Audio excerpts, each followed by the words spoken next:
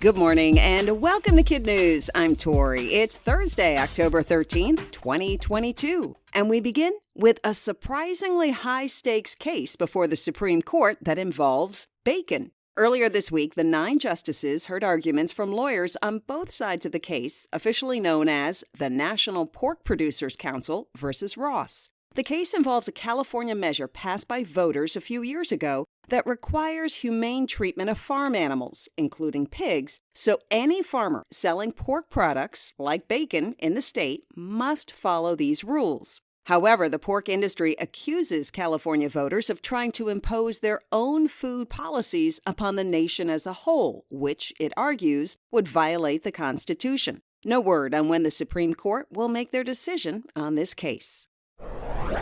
Funny business in fishing, then ballot stuffing in the Fat Bear contest, which, by the way, was ultimately and legitimately won by the 1,400-pound fan favorite 747, also known as Bear Force One. And now there's an investigation into whether a teenage grandmaster cheated in chess. Chess.com issued a report last week saying 19-year-old Hans Niemann likely cheated in more than 100 online chess games in a 5-year period, because his performances were basically too good. The American teen, who had admitted he didn't always play fairly in games on Chess.com when he was younger, has denied cheating while playing streaming games or in-person tournaments. Still, Chess.com has taken away Hans's ability to participate in their events, though the site states it believes dishonest play is very rare, estimating fewer than 0.14% of players on Chess.com ever cheat.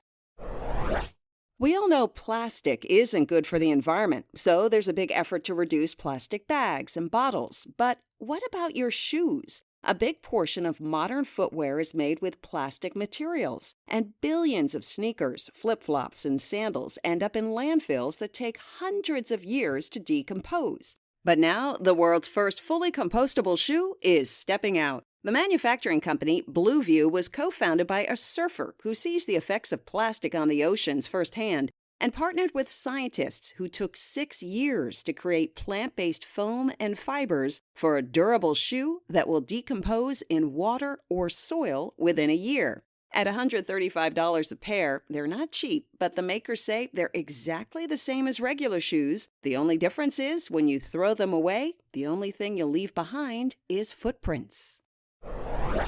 In other KidNuz notes, for the first time since March 2020, the public can once again enter the crown portion of the Statue of Liberty. A spokesperson for the New York City monument told CNN a series of factors delayed the crown's opening, including getting city, state, and federal pandemic restrictions lifted, plus a tough time finding staff. This week's opening came just in time for the 136th anniversary of the statue's dedication in 1886.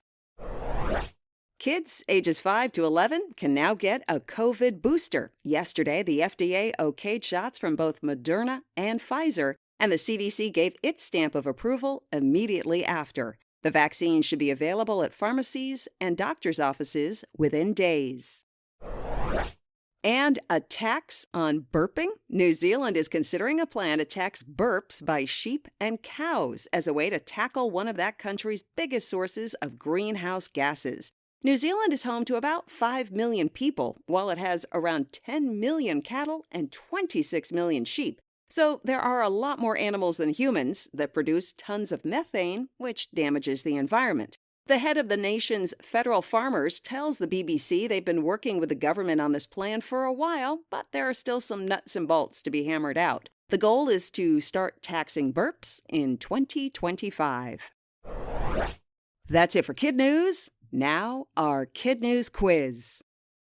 A case argued before the Supreme Court this week involves what kind of meat?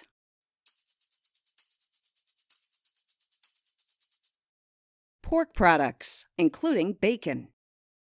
A teenage grandmaster is accused of cheating in what game?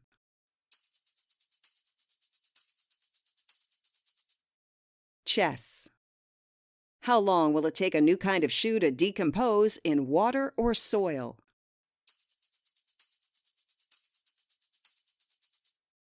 A year. What country is considering a tax on sheep and cow burps?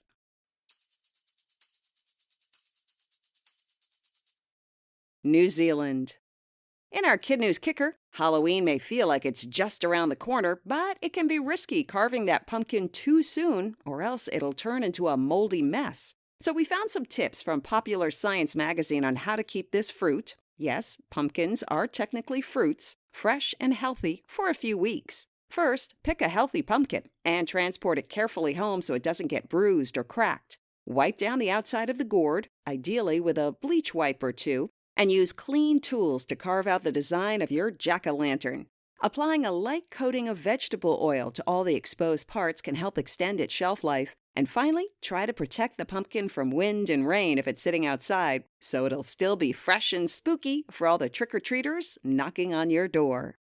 Before we go, we want to give a big KidNuz shout-out to one of our terrific teacher advisory panel members, Mrs. Woods, and her students at Our Lady of Perpetual Help in Scottsdale, Arizona. Go Celtics! In California, Mr. Denault and his sea lions at Farallon Elementary in Montera, and Mrs. Kojima's and Mrs. Cockrell's awesome pandas at Acacia Elementary in Fullerton. You rock! Thanks for listening. A reminder that KidNuz runs on your generosity. For those who'd like to donate to our podcast, or perhaps sponsor the quiz or an episode, please visit our website at kidnuz.org.